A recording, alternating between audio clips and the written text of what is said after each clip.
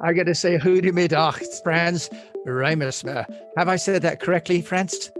Almost. Who cares? Well, you and Gary V share very complicated names to say, but you and Gary V also know how to leverage technology to great effect. And you're on the show today with me from Holland because you are a marketing technologist, a futurist, a speaker, and a top 10 martech influencer in Europe. So thanks for joining me today. Thanks for having me. It's a pleasure and an honor. Thank you. And I'm going to stick to your Christian name because I don't want to insult anybody again with my bad Dutch. Now, SMEs, small business owners, can really be helped by technology. That's my big belief. And you're one of the people that helps to identify which ones they could use and what they can use them for.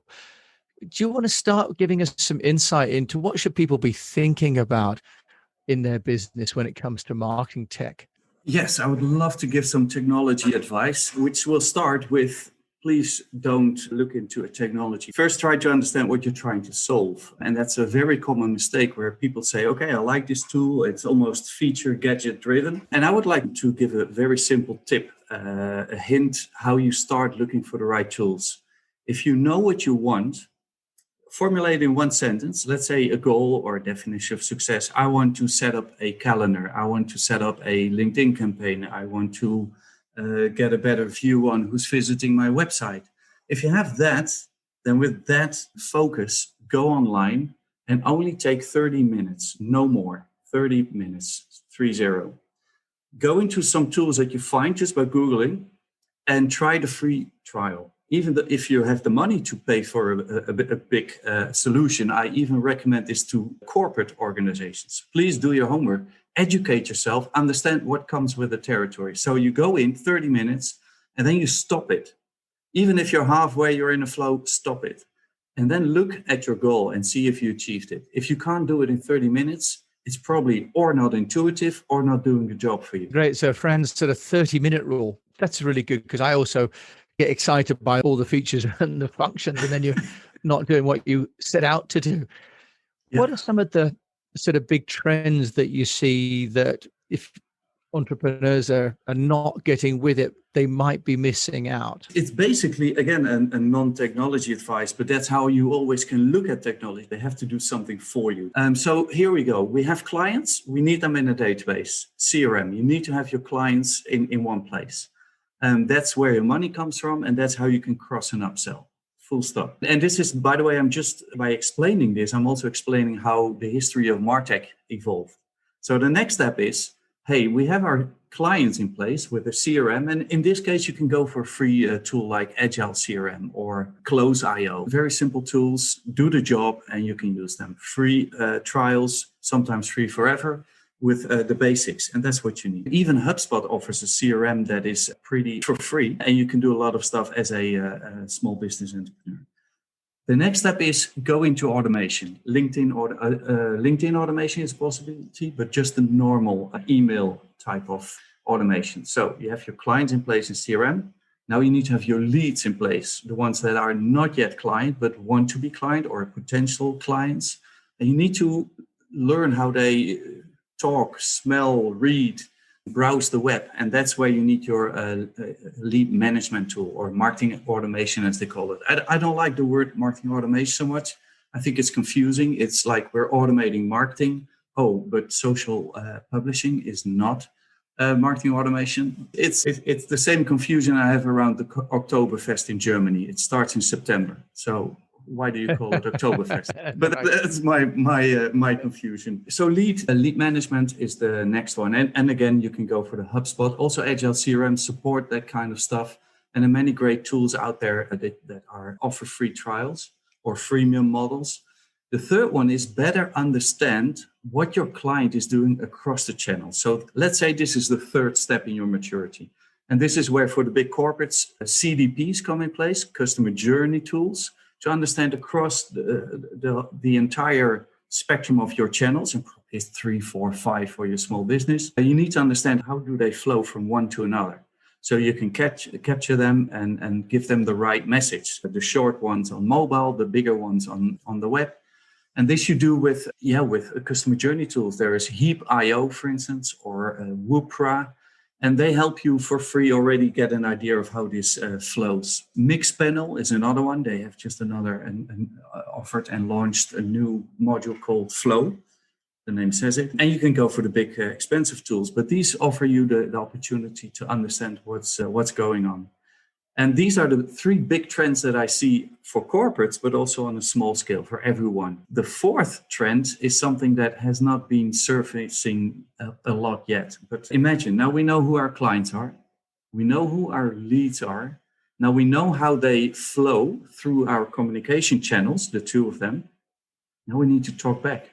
So content. How can we create content on a large scale, personalized? And that's where, for instance, tools like MonkeyLearn come in. It's an AI tool. You can just, for instance, use all the reviews or comments that people leave or the emails that they send to you, put them in a Google Sheet, just use the free version of MonkeyLearn.io, and it just tells you if those comments are positive, negative, or neutral, or what are the 5, 6, 10 topics that they talk about most. And there you go. So this is what I would say is really the core stack of what you would need.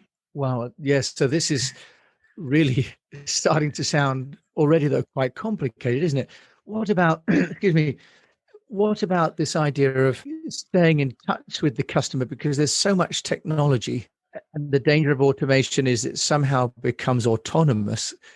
How do people stay in touch with the feelings and the pulse and the emotions of their customers along that journey then, Frans? And that's the fourth wave I was talking about. So how can you make sure that your content is reflecting the needs of your customers, the tone of voice, even the gender specificness? Because there are tools out there that can create copy that is gender specific or neutral. Textmetrics is a tool here in Holland, and they do just that. Yes, go ahead. There's a company in Holland called Unless that generates a specific web page for the specific user. In fact, it's getting that granular, right? Absolutely.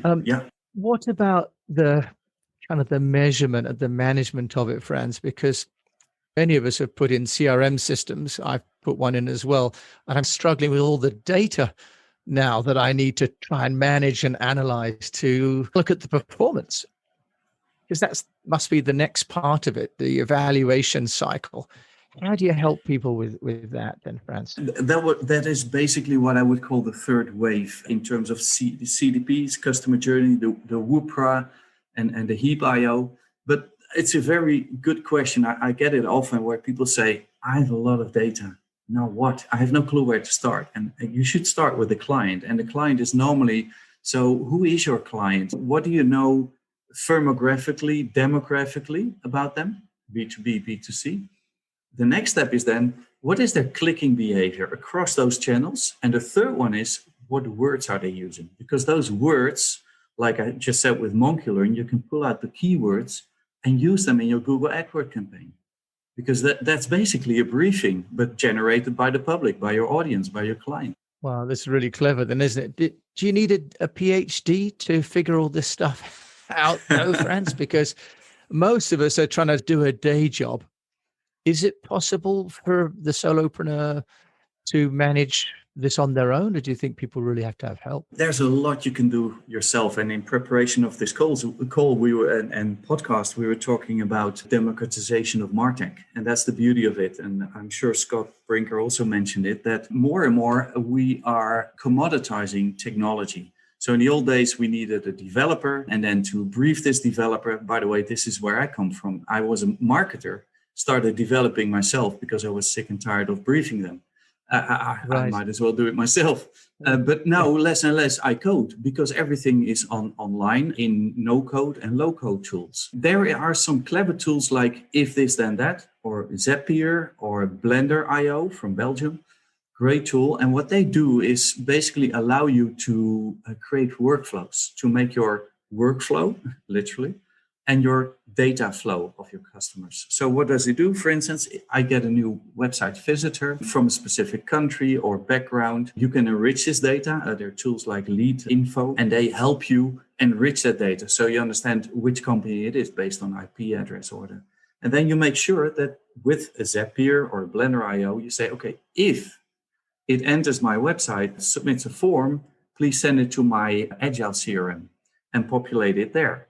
And make sure it goes into a specific bucket so it receives that person receives an email. Or the next time they show up, and this is an important one, you can address them on the chat function. So I would recommend on your website to do automated chat function. Yeah, and I was going to say that's one thing that I notice a lot of companies not embracing yet in Europe, but in Asia, where I was living for the last sort of 13 years, online chat is prevalent, especially in China for online shopping.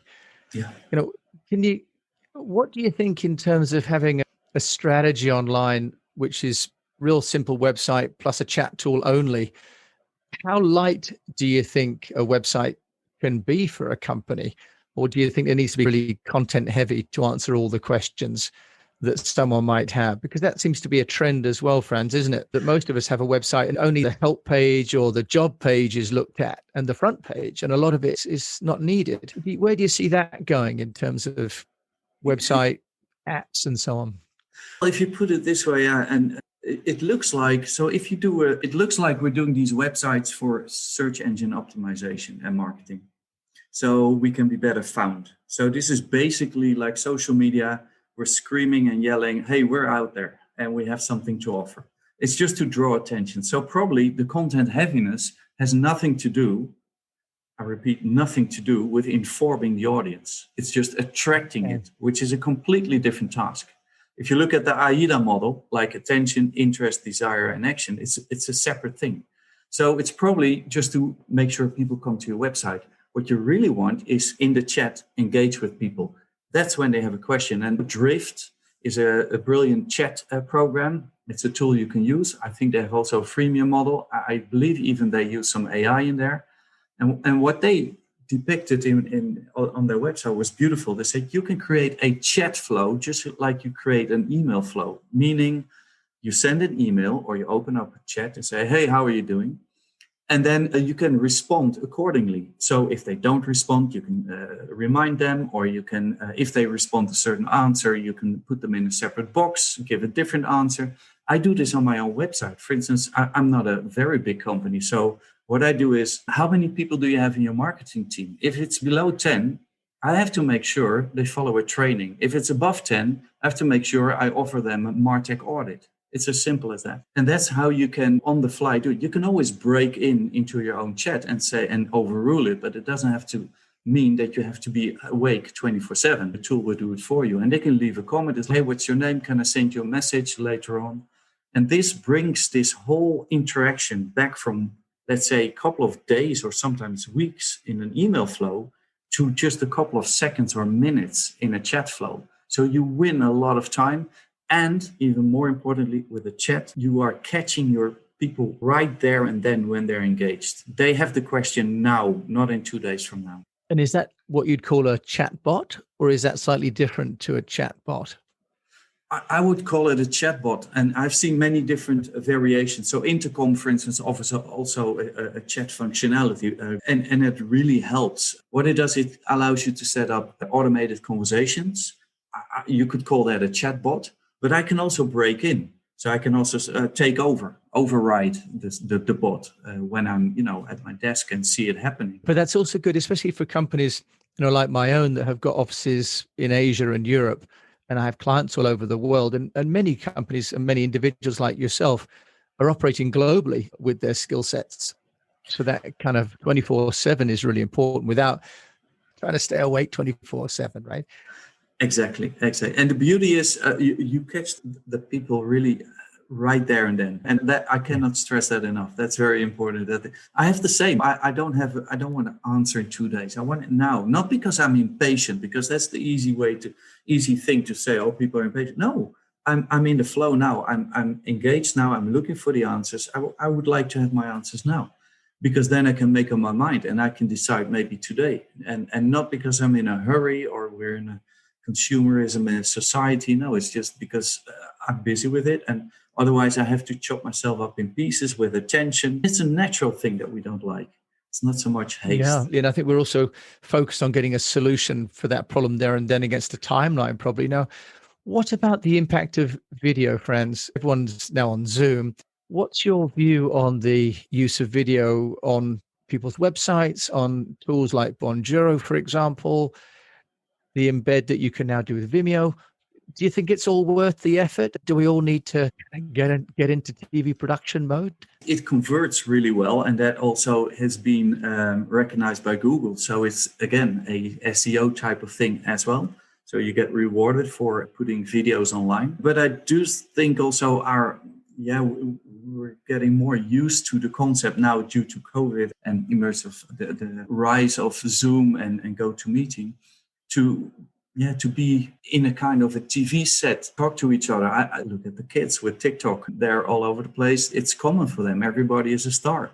So I think that, and it converts better. So it gives an idea of you're a genuine person, you're a real person. And it's also corresponding with the global village idea, I think. So yes, I can have somebody across the globe who thinks alike, but doesn't have to be a big corporate with the money to cover a worldwide TV commercial. Yeah, it's got a lot more accessible, hasn't it? What about worldwide? Many companies are operating across languages. Do you see companies that need to operate with, say, Mandarin and Spanish and English and maybe Russian and so on, a mix? Do you see them at a disadvantage with technology, or is technology kind of creating a level playing field for exporters? What I see happening, and so I'm also publisher of the European Supergraphic. So we supply new tools to Scott Brinker and his global version, and very much inspired by him. And we have a large group of people here in Europe that provide us with technology. And what is really clear to me is that the type of technology from the US is really different from what we have here in Europe. So in Europe, and I'm going into the topic of multilingual, for instance, we in Europe, we are very much involved with content creation, localization, regionalization, because we have multi-strategies. One brand can be top of the bill somewhere and really low end somewhere else in a different country. So these are things that in America you don't really have. We have different languages, and if you don't speak the language, forget it, you won't sell. So currencies in many cases, well, we do have the euro, but still we have currencies. So different metrics systems. We're very much in scaling content and creating that in bulk. And that's not an easy task, because if you talk about video, for instance, the rendering of videos it's taking a lot of processing power. So I think European tools can do a great job. And I'm crafting now the new version for 2021. So it will be launched in the beginning of March, first week of March probably. And what we see is really a lot of new video platforms coming up. And it has to do with COVID, but it also has to do with the fact that, I think we're here involved with the multi-currency strategy, lingual situation.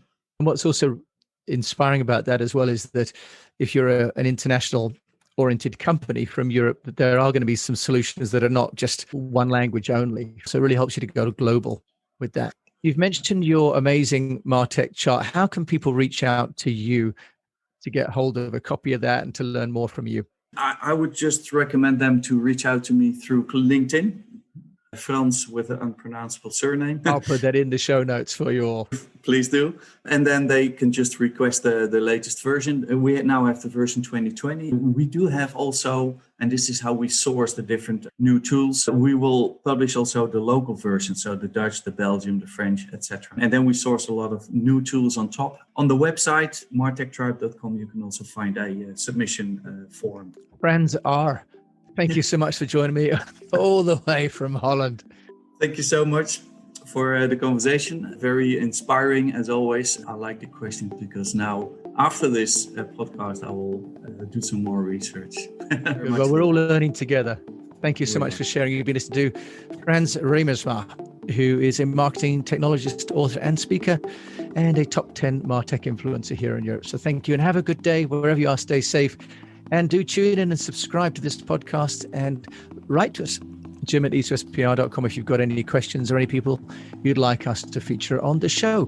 Thank you so much once again for listening.